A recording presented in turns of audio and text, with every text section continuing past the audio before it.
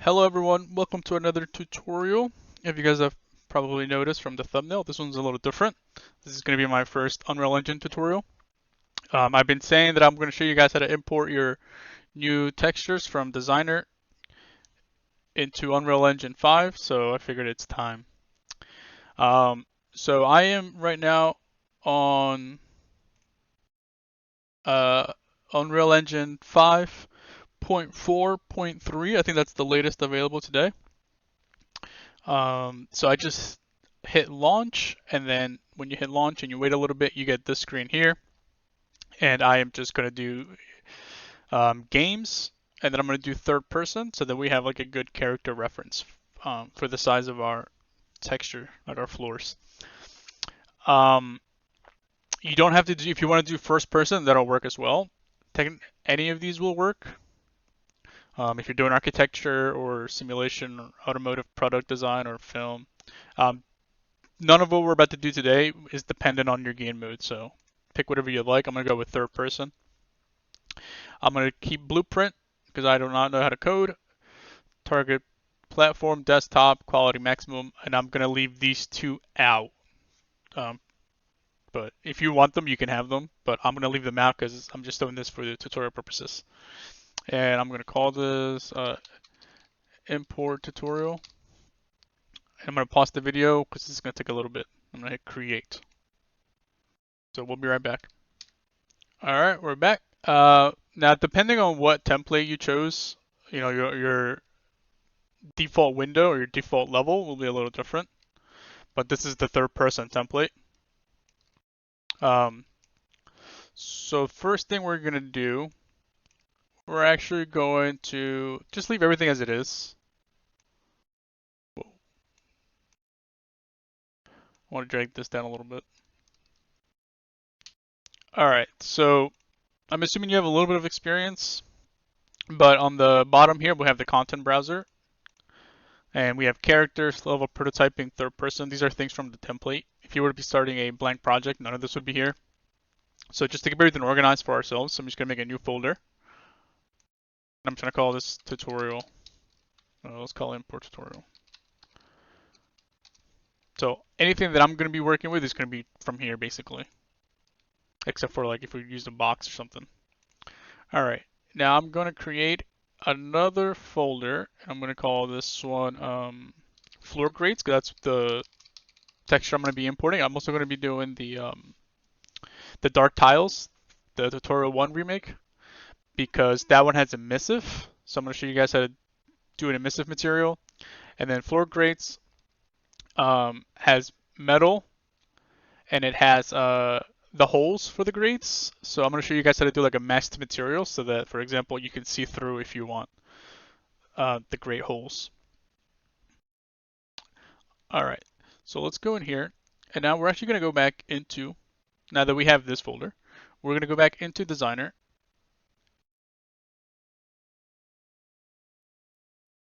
Actually, I'm going to delete this so I can show you guys how to do that.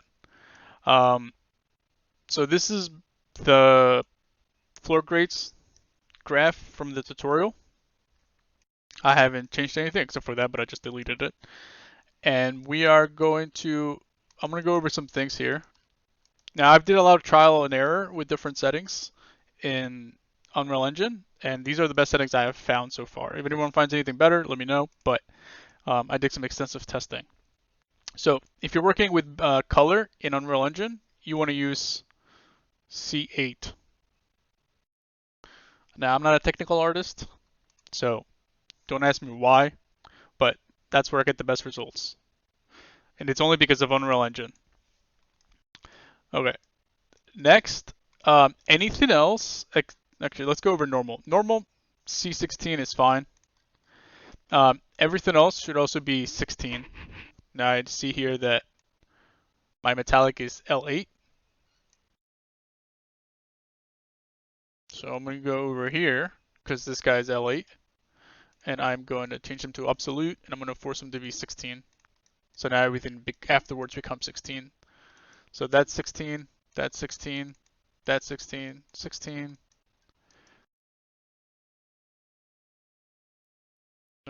This one's L8. So this one should have been 16. So we're going to go back to this guy here. And again, just force this guy as well. 16 bits per channel. And then color should be 8.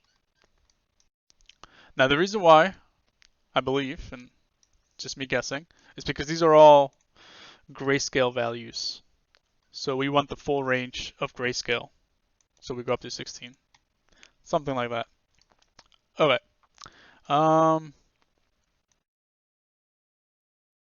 Okay, so now once we have that, our bits good to go, to export, right click your graph, and then hit export outputs as bitmaps.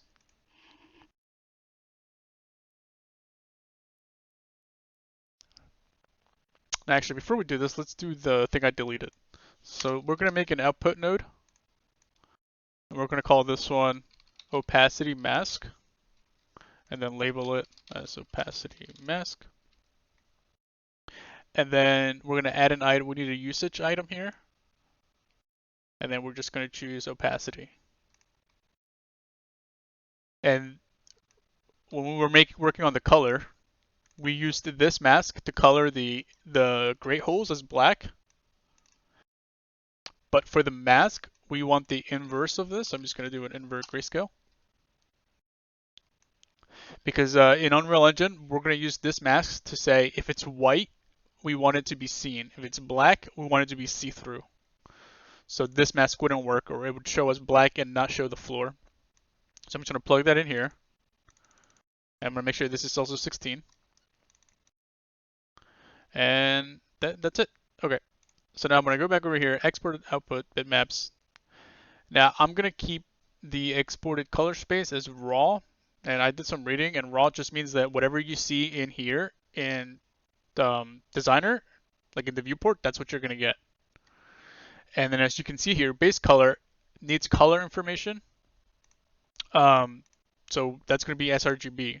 Now I know normal also uses color information, but normal maps are a little bit special, so we're going to keep that as raw. So everything should be raw except for base color, basically. And we're going to leave that as sRGB. Now, because I was working with the template here, it has these guys under material, but our new one is under default because it's like a custom-made output node. But it's not like a bad thing or anything. It just means it's, made by the user. Okay, so everything's going to be checked in. If you don't want to export something, just uncheck it, and when you do export, it'll export everything that's checked. But we want everything. All right, so now we need to pick a destination. So I'm going to find where I want it to go. 1 second. Okay, so I just made a floor grades folder. Textures, floor grades. I'm going to select that. And then this is like default identifiers. So it's going to put your graph name first, and then it's going to put an underscore, and then it's going to put an identifier. And an identifier, as you can see over here, when we made the output, it's this guy over here. So it's going to say graph name. So it's going to say like floor grades video underscore opacity mask. And then if you were to type something here, whatever you type here. But I'm just going to leave it as this. And then I'm going to hit export. Okay. So now let's go back to Unreal Engine. And now that we have this floor grades folder, I'm going to just dump everything in here. So to import, you can right click and go to import, or you can hit this import button here. So I'm just going to hit that. Now I need to find my folder, so be right back. Okay, so I found my folder. Here's all my stuff. So we have here our ambient occlusion, our base color, our height, our metallic, our normal, our opacity mask. That's the one we just made, the custom one, and then we have our roughness. So we want all of these guys.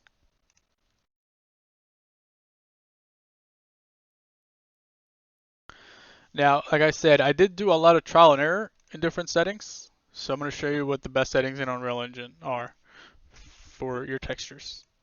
So when you're in Designer, make sure that your base color is set to channel, or not channel 8, but 8-bit, and then everything else should be 16.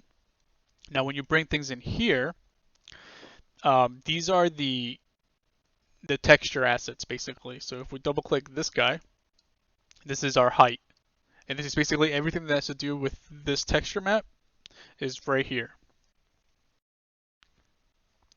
So the first thing we want to do is we want to turn off sRGB because it's supposed to be grayscale.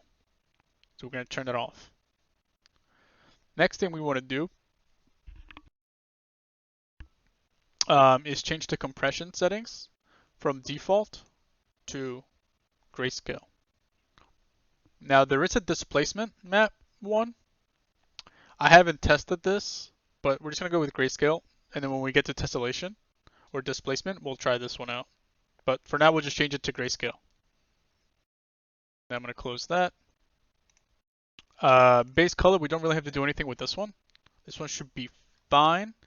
Now, if you bring in your base color map and then you open it and it looks weird, and by weird I mean it looks brighter.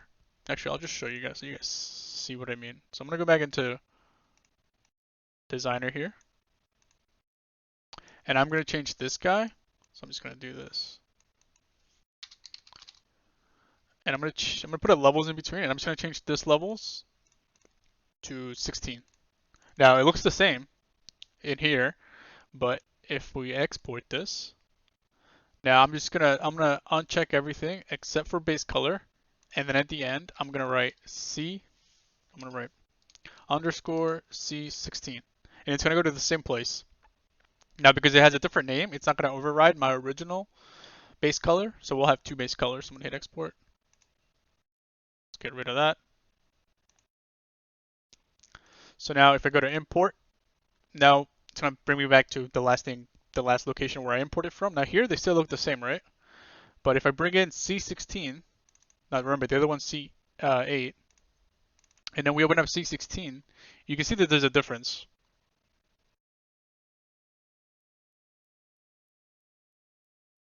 So if your base color looks brighter than what it should look like, then check your channel, like your bit. So you're probably set to 16. All right, so I'm gonna close these guys, and I'm gonna delete C16 because we don't need it anymore, just to show you guys what the weirdness looks like. Okay, so we've gone through ambient occlusion, we've gone through base color. Actually, did we do ambient occlusion? Okay, let's do ambient occlusion. Same thing. Get rid of sRGB, and then change this to grayscale. Okay, we did height. Let's go to metallic. Get rid of sRGB, turn it off. Compression settings, grayscale.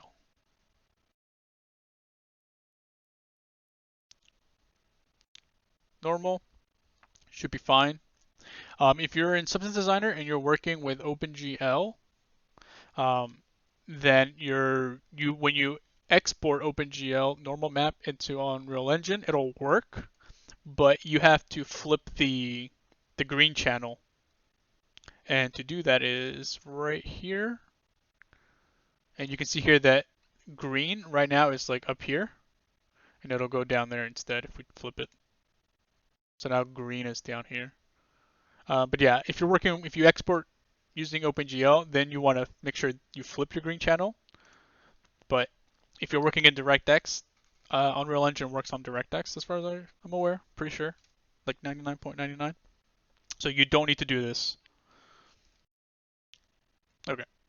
So yeah, normal is going to stay the same. Normal should, if it recognizes your normal map as a normal map, your texture group will say world normal map, and then your compression settings will stay at normal map. And sRGB will be turned off by default, so that should be good. What happens if we turn it on? Oh, it doesn't let me. Okay, cool. Okay, so we have opacity mask left. So again, we're just going to change to grayscale, and we're going to turn off because we don't need color. Roughness, very important. So this is something I noticed. This is why I knew that my stuff was kind of weird, because when I brought it in, I was like, why does it look a little weird? I'm going to turn off sRGB, and then I'm going to change this to grayscale. And I think there's a difference. if you look very closely, if you look at the values here, like see this guy right here, he looks a little fuzzy, a little weird, almost a little pixelated. Like you can almost see like some hard edges a little bit. But if we turn this to grayscale, you can see it's like the detail is back. So before, after, before, everything kind of blends better.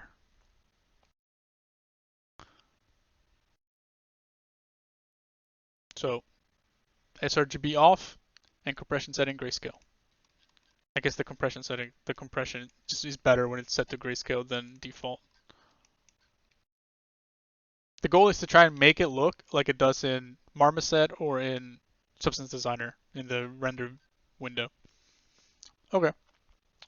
Once that is good, we can close it. And now we're ready to, I'm going to hit save. And it's going to ask me, do you want to save these assets? And these are all textures. So I'm going to hit save, select it.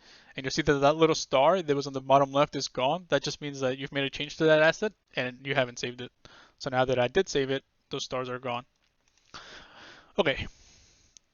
Now, the tutorial could end here because technically I showed you guys how to import, but I'm going to show you guys how to set up a basic material or a basic master material that you can use in your environment. So I'm going to right click here and I'm going to do material and I'm going to call this one MM for master material and I'm going to call it base.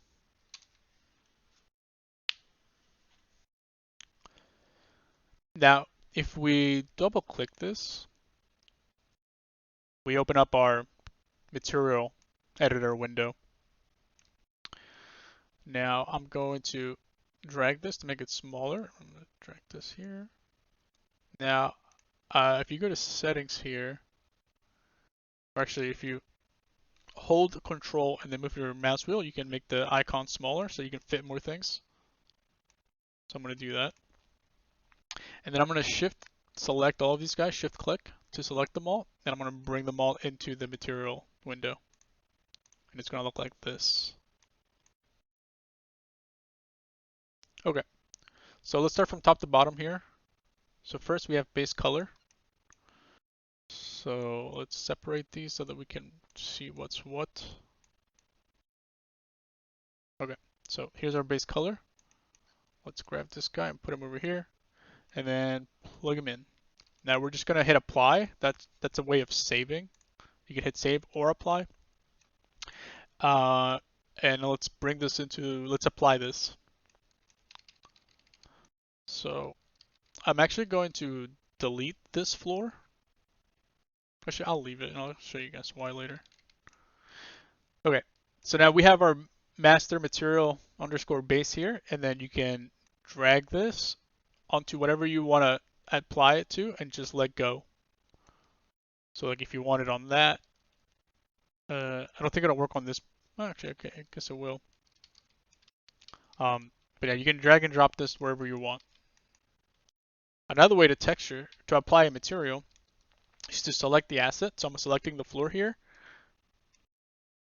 And then it shows you here what like 3D geometry asset it's using. So right now it's using this cube, and it gives you information here about like the scale and stuff. But then there's a slot for materials, and this is the material that it's currently using. And if you want to, replace it with yours, you can drag and click there as well instead of just clicking it in the world. Either way works. Okay, so now we can hit play, and then we can run on our new floor, but it looks terrible. So we're gonna slowly plug in the rest of the maps. But the first problem that we see is the size of the floor. So that's the first thing we need to fix. So let's go back. You can double click your material here and it'll bring you back over here. Now, we need to be able to control the tiling. Actually, let me do one quick thing. I'm going to go up here and I'm just going to look for a plane. And I'm going to bring in like a built-in plane from Unreal Engine. I'm going to place it over here. And then I'm going to apply. Let the shaders load. Okay. So then this is like as if you were working in Designer, right? Where you get one plane and it shows you the texture one-to-one perfectly. The problem is that this cube is 30 by 35 by 5. So it's got some height as well. So we're going to add a controller or a tiling option. So I'm going to do texture. If you right click, you can open up your search window. I'm going to type in texture C, and then I'm looking for texture coordinate. I'm going to put that over here. And then I need a scalar parameter. Or if you hold S and click, you can also spawn one. And I'm going to call this one texture tiling. And then I need to multiply these two. You can right click and type multiply, or you can just press M and click, and it'll spawn and multiply. And because it's multiplication, it doesn't matter what's where. And then you need to set this to at least 1, because if it's set to 0, it just basically reduces your texture to 1 pixel, and it's an average of all the pixels. So make sure this is set to 1. That's as if you were to go back to Designer, and then you go to your materials, and then you go to edit. So here's your one-to-one. If you go to material, you can change your tiling. So if you were to leave your tiling at 0, it would, here it does 0.01, but that's basically what we're changing in Unreal. So make sure it's not set to 0. If something's wrong, then make sure you check at this. Okay, so now we have the ability to change the tiling. But in order to do that, you have to go into your material and change it. So let's say we change this to, let's say 10. Then we hit apply. And now you can see that it's tiling more. Now, you could do it this way, but there's a more efficient way, performance, like a better on performance type of way. And that is if you right click your master material, and then you'll get this option called create material instance. You want to hit that, and then we're going to call this one MI for material instance, and then we're going to call this one floor grates. Now, if you notice, everything in Unreal Engine, asset-wise, has like a color coding to it. So you can see the textures are red, that thin red line. And then materials are like green-based. So if it's a parent, it'll be this light green. And if it's an instance, or you can also call it like a child, it is dark green. Now,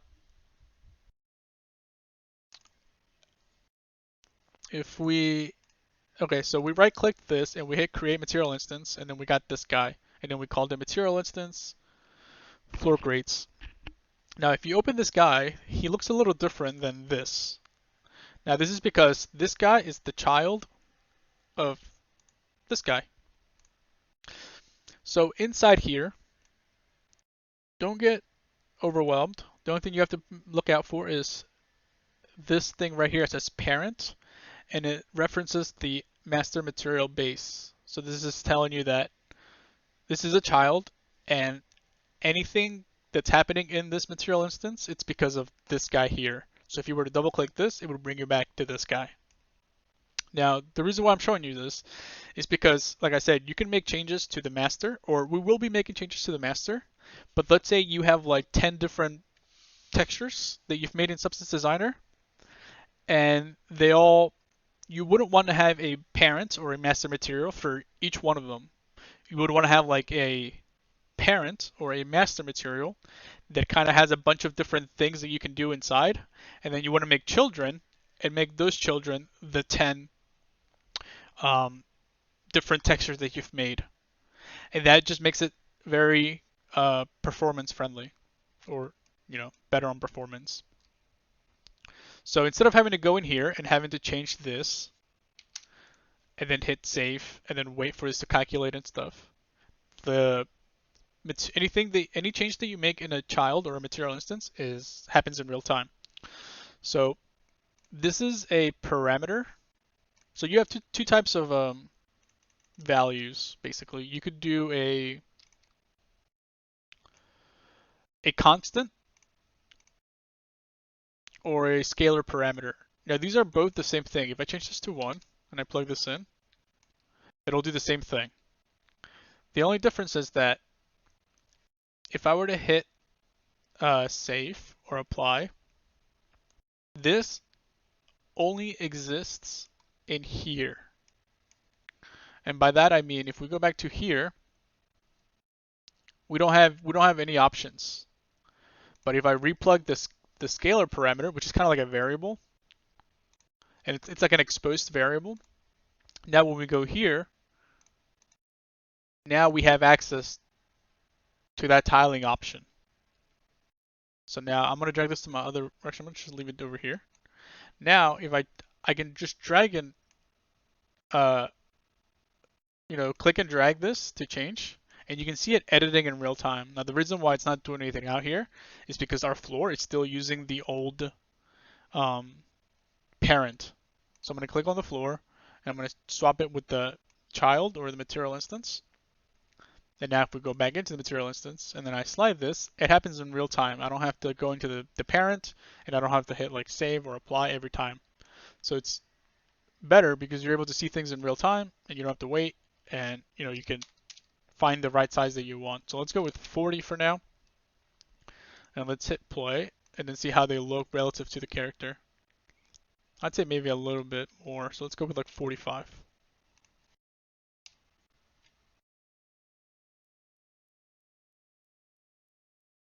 Maybe even too big. Those holes are pretty big. So let's go with 50.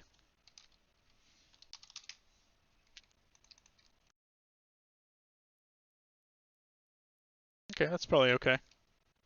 Okay, so now these are tiling better. Now you can see that the sun's reflecting pretty evenly because right now we're only using a base color. We don't have anything else plugged in. Okay, so now that we have our tiling set up, let's go back to our master. And now let's finish plugging in the rest of these. So next in line is metallic. So for the floor grades, we do have a metallic mask. So if you click on these guys, you can see here the texture that's plugged in. So this is the normal, this is the height, this is the metallic. So we want this guy. So I'm going to just drag him up here. Oops. I'm going to plug this guy into metallic. And then you have to make sure that I'm going to delete this guy here. That's the constant. You have to make sure that you plug this in. Otherwise, this is going to be tiling, but this is going to stay at a tiling of 1. So if you want everything to tile together, otherwise your thing's going to look off. And by off, I mean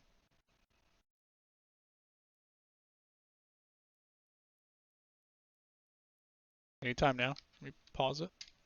Okay. Okay. So this weirdness that's happening, that's our metallic map. Because I didn't plug in the tiling, so they're off sync. My base color is tiling 45 times, but my metallic is only tiling once. So always make sure that you plug this into UVs. So now when we hit apply,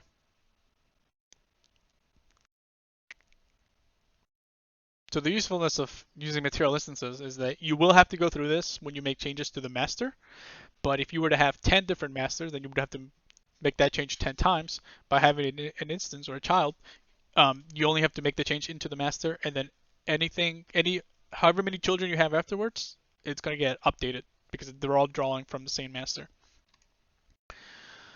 Okay, so now that bug should be fixed, and now the material is looking a little bit different. You can see that the dark spots here are darker.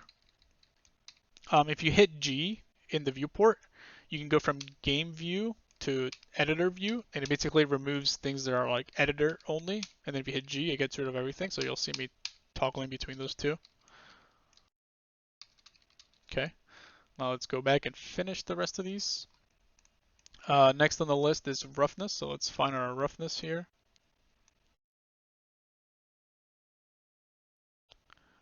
Plug this in there. Next is normal, so let's find it. It's easy to find.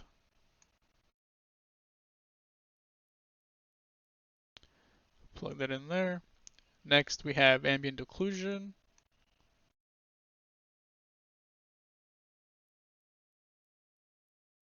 Okay. Now ambient occlusion is a little weird.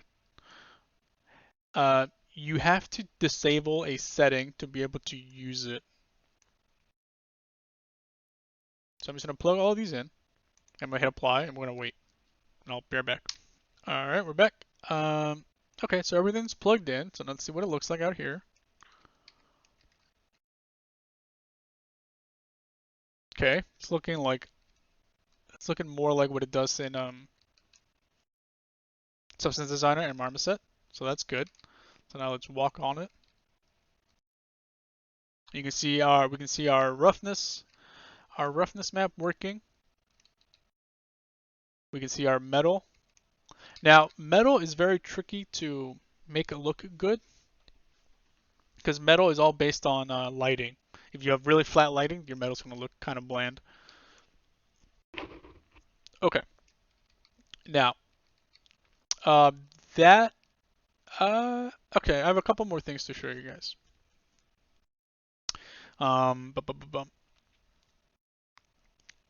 If you want to increase your normal map, you can do so in Substance Designer and then re-export it. You can also make it so that you can tune your normal in the shader. A material is basically a shader. So if we do right click and we look for flatten, there's other ways to do this, but this is like the way I normally do. And then I'm gonna need a scalar, so I'm gonna hold S, or you can look for scalar parameter. I'm gonna plug that into flatness and plug this into normal. And then I'm gonna call this parameter normal intensity. And then I'm going to change it to 1. That's the default. But what this is doing, it's actually doing the opposite of what we wanted to do. We want to make the normal more noticeable. But what this is doing, it's flattening it. So the higher our value, the more flat it is. So if you wanted to like exaggerate your normal, you would have to go into the negatives. But in order to change that, we can do a 1 minus after our normal intensity and then plug that in.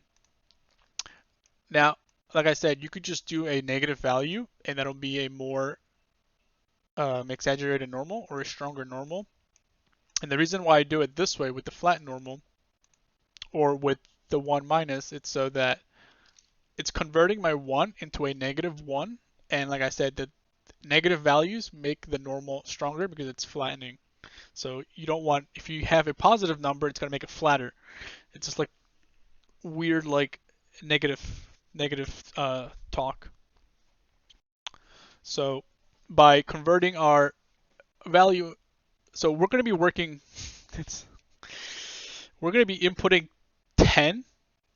All right, let me just show you. So I'm going to hit apply.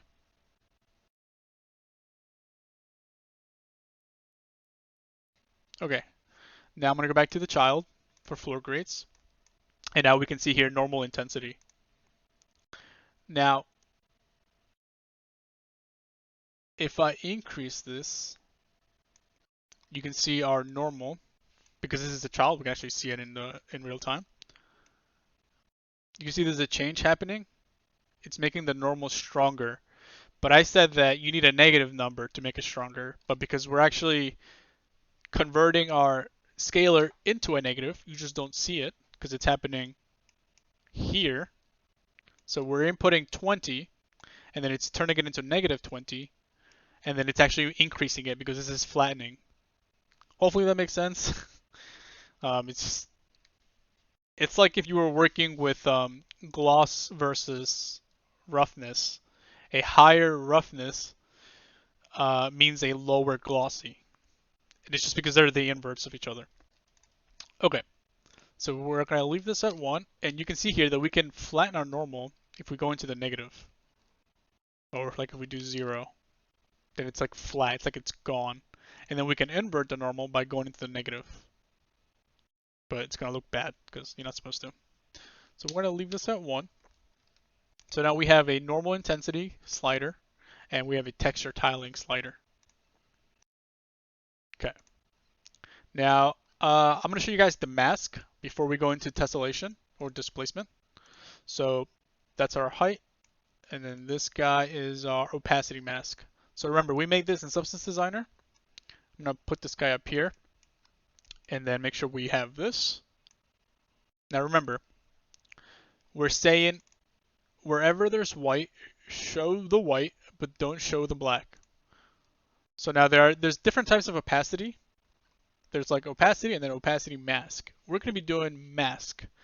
I think the difference between opacity and opacity mask is that with opacity, you can have like an opacity value of like 0.5. Like there's a gradient. You can be between 0 and 1. With opacity mask, it's either 0 or 1. So you're either showing the pixel or you're not showing the pixel. So I think if you put in like a texture with a value between 0 and 1, if it's anything above 0, it's going to show it. So you could have like a value of like 0.01 and it'll show it. The only thing that it won't show it's 0, pure blackness. So we're going to plug this in to opacity mask because we're going with a black or white mask. Now this is disabled, and that's okay. In order to enable it, you have to double click out here, like in the emptiness, and it'll bring up, or you can double click this guy here, and it'll bring up like the settings for that material specifically. So there's a bunch of stuff here you'll probably need to tweak at some point depending on what you're doing. Here we can see enable tessellation. We'll be coming back to that in a little bit. But the most important one are at the very top. So if you go to blend mode, the default is opaque because these materials are not see-through. That's like, I think masked might be the cheapest, or opaque might be the cheapest. I mean, in terms of performance, masked, has see-through, so I think it might be a little bit more expensive, maybe not, but masked is definitely cheaper than opacity. So we're going to change this. If we change this to masked, you can see that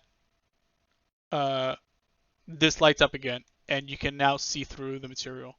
But we're actually not going to do it here, because if we change this to masked here, then that means all the children are going to be changed to masked. And we don't want that. We want to tell each child each child will have their own choice to be masked or not. So I'm going to leave this guy opaque, and I'm going to go back over here.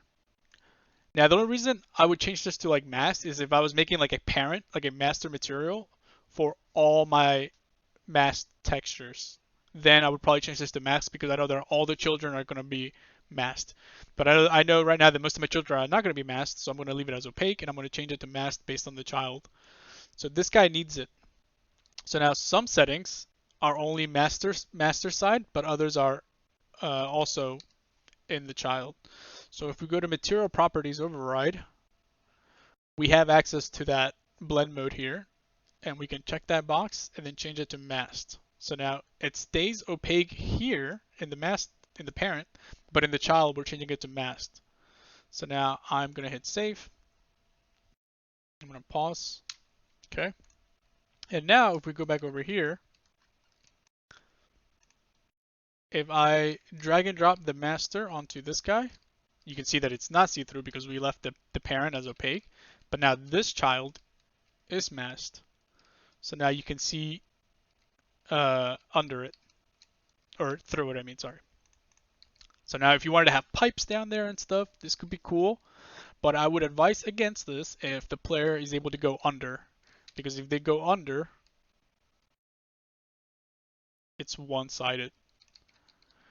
Now it is possible to, if you go on the child, there is a two-sided material boolean here. So if we set it to true, then this is now two-sided. A little bonus, I guess. But we don't want that because the player is always going to be standing on top. Now the reason why there's another one down here is because this is a cube. This is why I wanted to change it to a plane at the beginning. So I'm going to delete this guy. And I'm going to drag a plane. I'm going to set it to, I don't know, 40 by 40. Is that big enough? Yeah. And I'm going to apply the instance, the child to that one. But it's probably too big. Let's change this to 35 to 35. Oops. And then we have to lower it.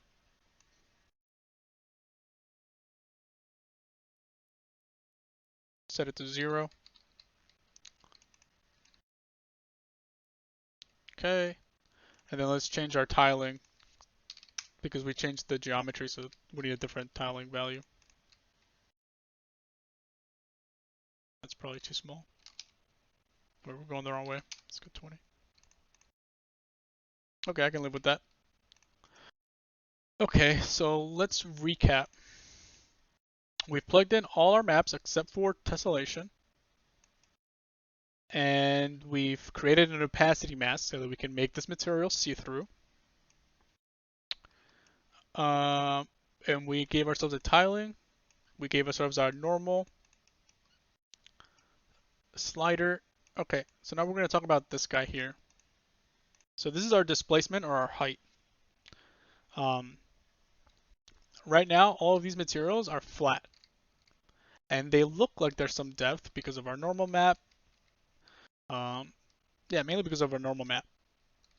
But in Unreal Engine 4 and 5, you can use what's called Tesselation to displace your plane based on your displacement map. Now, for some reason, you have to enable Tesselation in your project. It doesn't work. Actually, let's test it. Let's plug in our tiling. And then, oh, I don't see it. Okay, I think you do have to enable it because you would see displacement at the very bottom. Okay, so I'm gonna show you guys how to do that. Okay, so I don't know why you have to do it this way. I don't think it's very user-friendly, but the way to enable tessellation or displacement is you have to go to your, what's it called?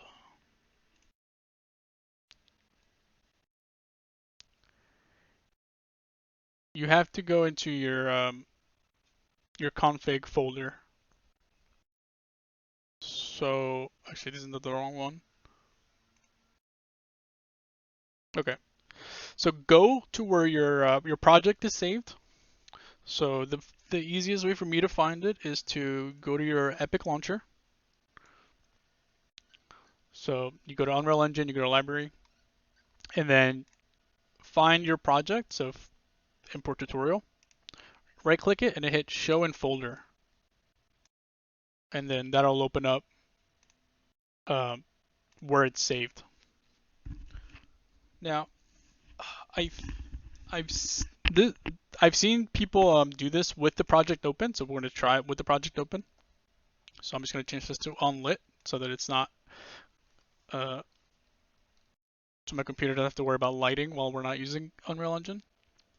And let's go back to here, go to config, then go to default engine.ini, and then your notepad should open up like this. And then scroll down, and under render settings, just be careful you don't change anything. Go to the last line in there and then hit enter. And then you want to type this in, and I'll put this in the description so you can just copy paste it. This guy.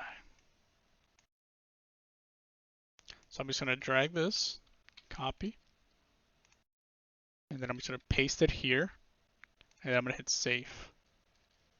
And I'm going to close it.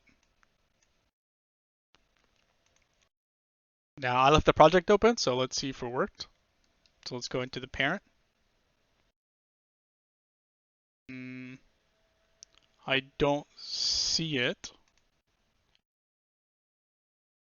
So I'm going to close and reopen my project. So be right back. All right. We're back. Let's see if the if we have displacement available. Yep. Okay. There it is. Was it there before? Maybe I just missed it, but either way, it's there now. So now that it's there, we can plug in our height into displacement. But similar to the mask, it's turned off.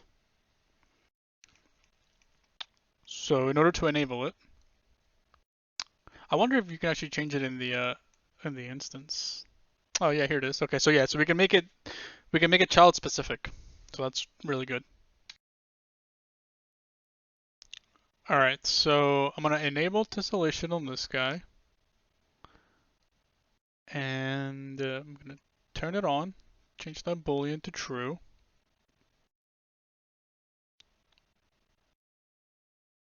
Now, what did that do? Let's see.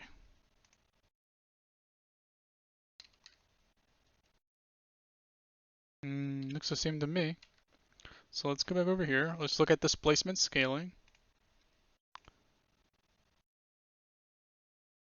Oh, I see what's going on. Okay. So it should be working, but it's not because this plane, okay, so if you're using your own plane or if you're using a cube or anything, you have to make sure that Nanite is enabled. So to enable Nanite on a specific mesh, because it's on a per mesh basis, I'm going to click on the floor, and then if you see this little like folder and little like spyglass icon, if you click that, it takes you to the folder location instantly. So I'm going to click on my asset and then click on that, and it'll take me to here to this plane. So this is engine content. So this is what comes in with the project.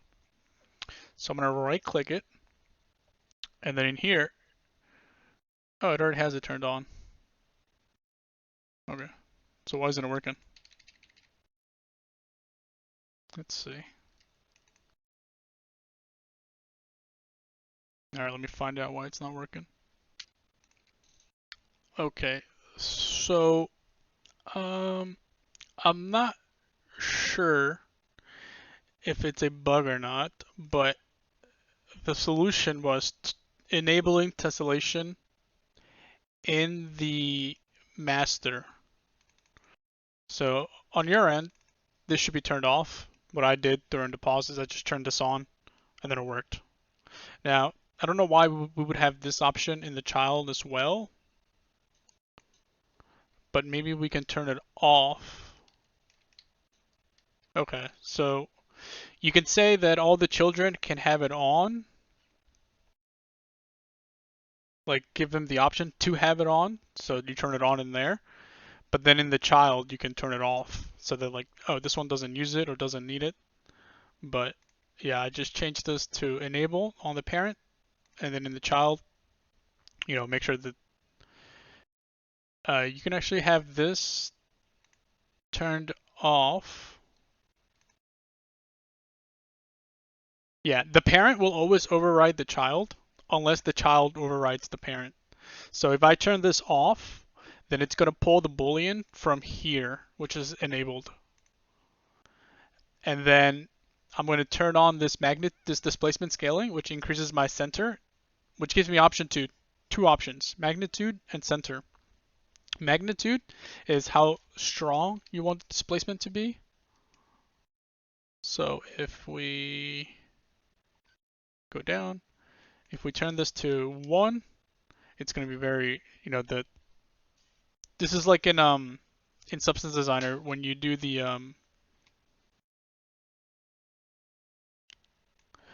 height scale, how you can increase the range of 0 and 1. So like 1 is up here, 0 is down here, and you can change the scale of that. So this setting is basically that. So you can see it working, and then if you increase this, then you can make, the range, the scale larger. So you can see that it's actually displacing.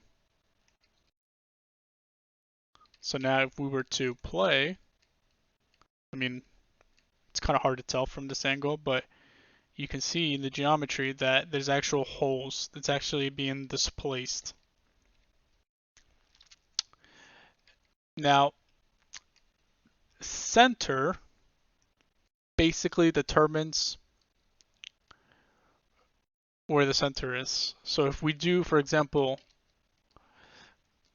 0, then the player character is going to be standing at the bottom.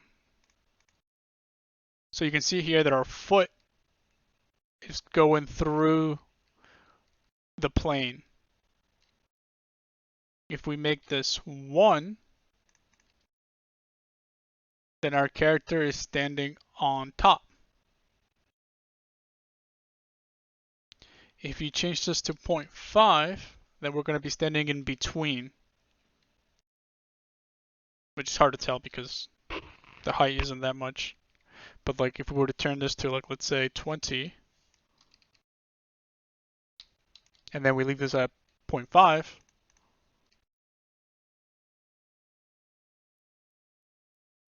our character is actually standing in the halfway point.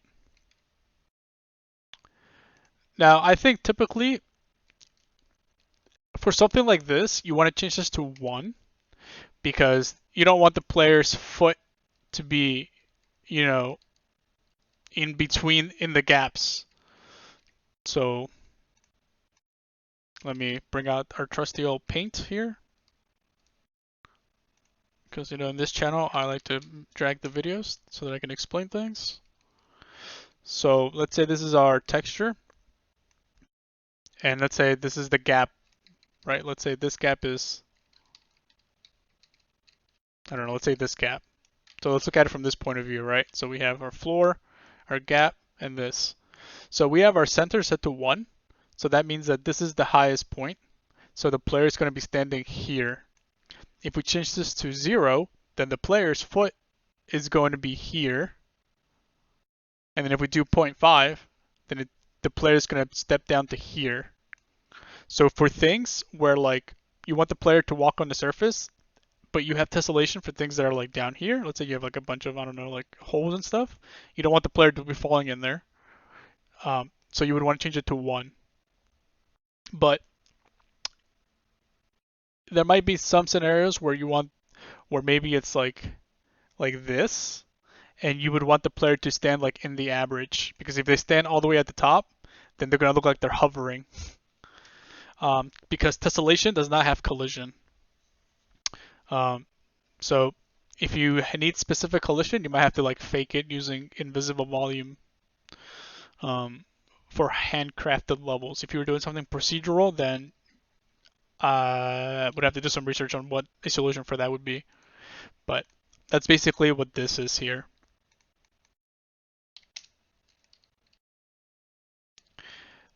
Now, you can see the ripping here. So for this one, I would probably get rid of go back to opaque. I don't want the masked anymore. And then, because I don't want them to see through it. So then it's still a hole, but now there's like, black or abyss down there. All right, how long is this video so far? 54. Okay, I think we can do emissive real quick now. All right, so let's set up emissive.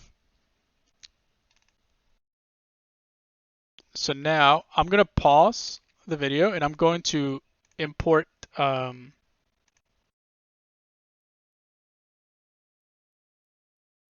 I'm gonna import dark tiles from the first tutorial remake. So bear back. Alright, so I booted up Dark Tiles where we left off, and I'm just gonna do the check on the 16ths. And then this should be 16 because that's roughness, and then this one should be 8. So same thing, I'm just gonna do a quick levels here, and then just force it to be 8. And then we're doing Dark Tiles so we can show emissive. So if I export this emissive map with the green, then it can only look green unless you like change the hue and saturation and stuff in Unreal Engine. But I'm actually going to just make this a white and black mask. So I'm just going to hide this guy, and then that makes our emissive mask grayscale. And now I will be able to tell it in Unreal Engine what color I want to be. That way I don't have to like export like a red version, a purple version, or I don't have to like export a specific color for every single one. Okay, so let's right click, let's hit export. Like I said, everything's set to raw except for base color, so even the emissive one, because we're using the black and white. And then let me just save it somewhere. Dark tiles, boom. Save in there, and then export there. Okay, now we're done with this. Now in here, we're going to go to our Dark Tiles folder, and we're just going to import everything in.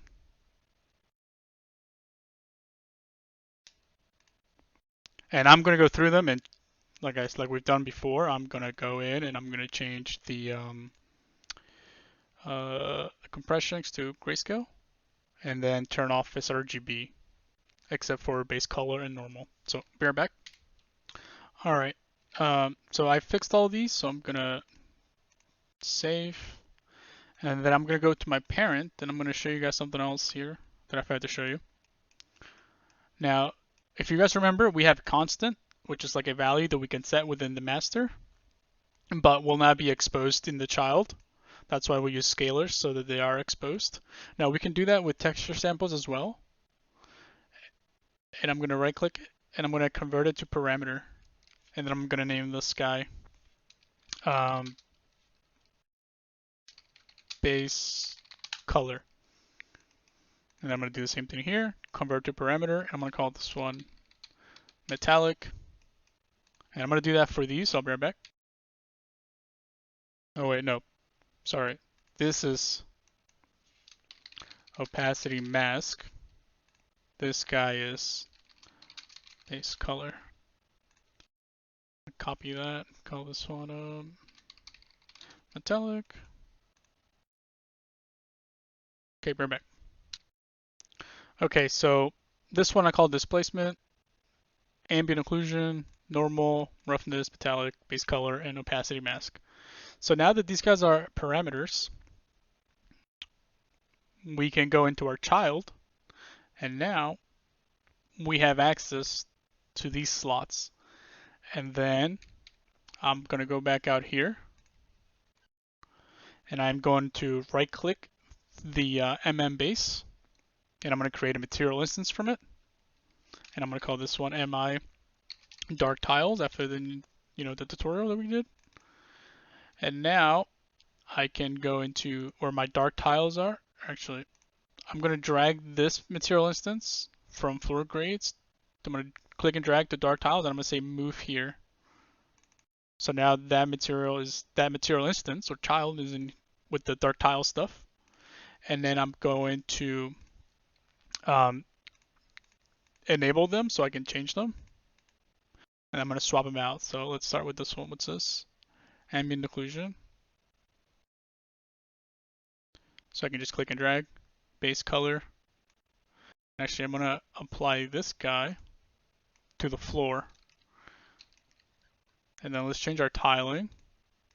What did we use on the other one? We used 20, so let's use 20 again. And now, right now, we haven't changed all the maps, so it's like a mix of both. Here's our roughness, so let's do roughness.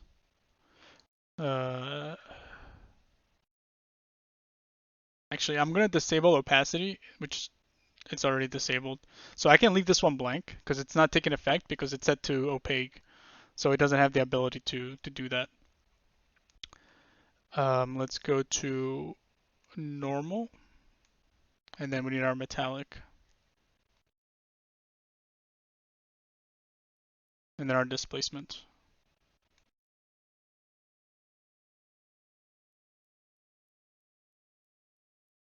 Okay, now where's this coming from? Oh, it was just a bug, I guess, because it's gone. Okay, so is this guy displacing? Yes, it is. But the displacement is very subtle, so let's crank it up a bit. So I'm going to go into the instance, and then I'm going to enable displacement scaling, and I'm going to change this to, I don't know, let's go with 15. Maybe a little less, maybe like 10. Let's go with like 12 and a half. And now,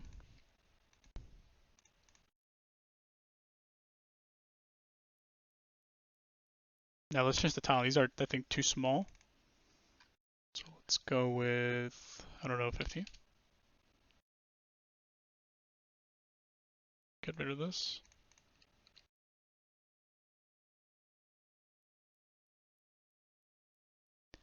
Now you can see our foot is a little bit hovering because we set, actually, did we?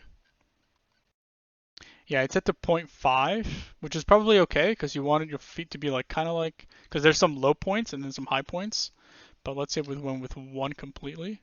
Let's actually change this to back to 15. Then it's kind of like we're hovering because it's taking the highest point in the texture. So let's go back to 0.5. So that looks a little bit more accurate. And you can see that it's like tessellating because, or displacing because it's like creeping into the slope or the ramp here. Okay, so now we have to set up emissive.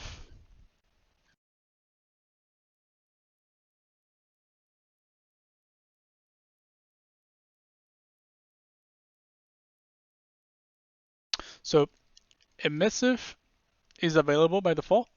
So let's bring in here. Where's our emissive map? Emissive right here. Okay, same thing. We're going to need to plug this in, otherwise it's not going to be synced up.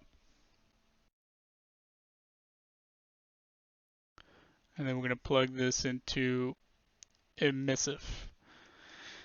Now, by doing that, it's going to ruin our floor grades once we hit apply, because we're making this change in the parent, so it's going to affect all the children, and one of our children is the floor grades. So we're going to do a, we're going to add basically like a switch where it's going to allow us to turn this map on and off. So we don't need an emissive map for the floor grades. So I can say, okay, for this child, we don't need emissive, so I'm going to turn it off. But for like dark tiles, we do need an emissive, so I can make a boolean where I can say, okay, for dark tiles, turn it on, and then we have access to the emissive. Because right now, even our grades have that emissive. So to do that, we are going to do, first of all, let's set up the color. Actually, no, let's set up the thing. So I think it's called a static switch parameter. Yeah, this guy. So it's basically like a gate where we have true and false. So we're going to plug this into true because if we enable this, this is basically saying, here we can name this emissive question mark. So if it's true, it's going to use this. And if it's false, I am going to just create a constant and I'm going to set this to 0. So it's basically like a black mask. And it's going to say, okay, if it's false, it's going to be black. So it's not going to be anything. And then we're going to plug that into emissive. And then by default, I'm setting it to empty, which means no, which also means off. So now you can see that the emissive sparkles are gone. So let's give it a second, bear back. Okay, so now if we go back to our dark tiles here,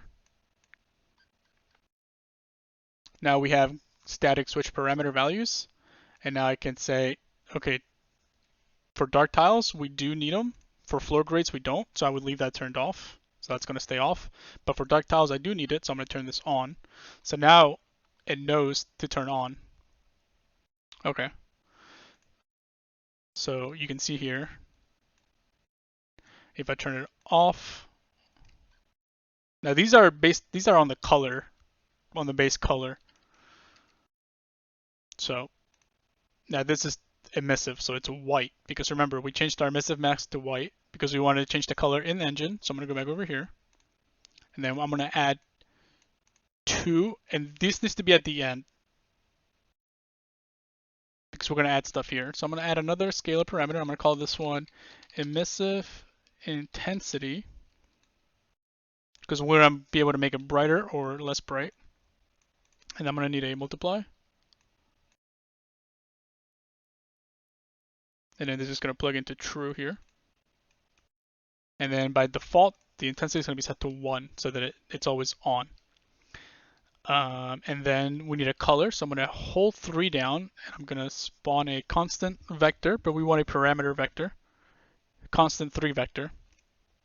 So I'm going to right click it, hit convert, and I'm going to call this one emissive color. And I'm going to put that down here. And then I need a multiply again, like that, and then that's going to go in here. So basically here, I'm going to change this emissive color to always be white by default. So white times white will give me white, and then multiply by an intensity, and then it's going to go through the switch. So I'm going to save that. Now because emissive intensity is a parameter, and emissive color is a parameter, now when we go back to our dark tiles, we're going to get some new stuff here. So we have another section here now for glow vector parameters, and we have the one that we made emissive color. Now here is where you would change your color. Now you can see the colors changing.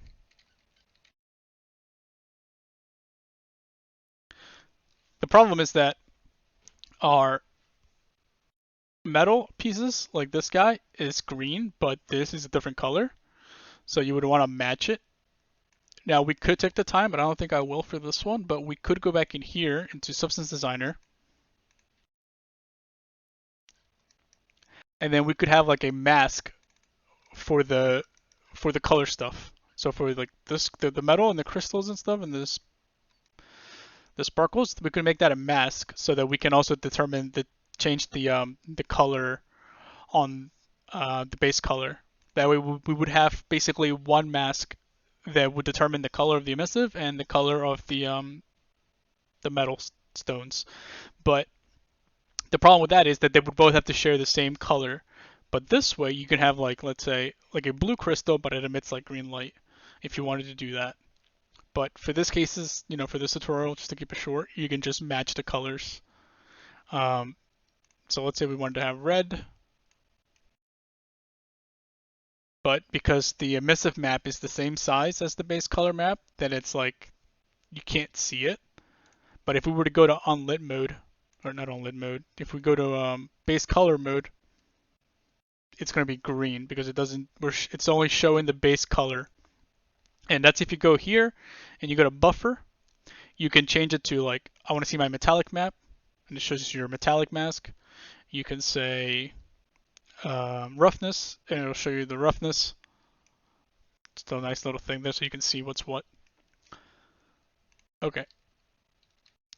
So let's match. So let's make this green. Like that. And then let's add a roof. So I'm just going to hold Alt, left Alt, click and drag to duplicate. And then I'm going to just make it smaller. And I'm going to put this over here just to kind of create a shadowy area. And I'm going to duplicate this guy as well. And I'm going to put it over here. So because we're using Unreal Engine 5 and we're using Lumen, emissive materials will actually give off light. It's very faint, but it's there. But if we go here and we go to our emissive intensity, we can crank this up and you can see that it's actually illuminating your environment, which in Unreal Engine 4, it does not do that. But with Lumen and Unreal Engine 5, we're able to use material lighting to actually affect the environment around you. So now we were to run around. It looks like we're a giant walking over a city or something, and it's like a city skyline. Now we can tweak this further, and we can have two emissive masks, one for like the crystals, and then another one for like the little guys. Because right now they're both kind of like evenly lit, and it looks super bright. So you could go and have two masks, and then you can multiply the intensity of one of them, and then multiply the intensity of the other, and then you can have varying intensities, so that these guys are like fainter, but these guys are brighter. Because right now they're sharing a 1, so if you just scale the intensity, it's going to increase the intensity for everything. So I think we're at an hour, maybe over an hour. So this is already longer than I expected, but I think I covered some useful stuff. Now I know I left out ambient occlusion, and the reason for that is because it would have taken me a little longer, but there is a video I'm going to reference in the description. The guy's name is William Foucher, I believe. He's got a great channel for Unreal Engine stuff, and that's who I learned the ambient occlusion stuff from. Because that ambient occlusion is not like global ambient occlusion, it's material ambient occlusion. So it will only be ambient occlusion that would work on itself, rather than like ambient occlusion in the world. Because like if you move this box away from this, there's ambient occlusion right there, and that's done through Lumen. But if you want to have like control over ambient occlusion on a material, that's when you would use ambient occlusion in the material. But you have to disable a setting. And if you want to check it out, it is actually called, I think that's project settings. I think it's called like, you want to disable allow static lighting. So if I bring this over here and I type in static lighting, yeah, you would turn this off, and then that would enable material ambient occlusion. And I will post the link to William's video, and it's very short, a lot shorter than mine, and he basically goes over it so you can understand what's really happening. But yeah, technically you just turn that off, and then you restart your editor, your Unreal Engine editor. I hope I didn't leave anything out. Let me just look at this at the master again.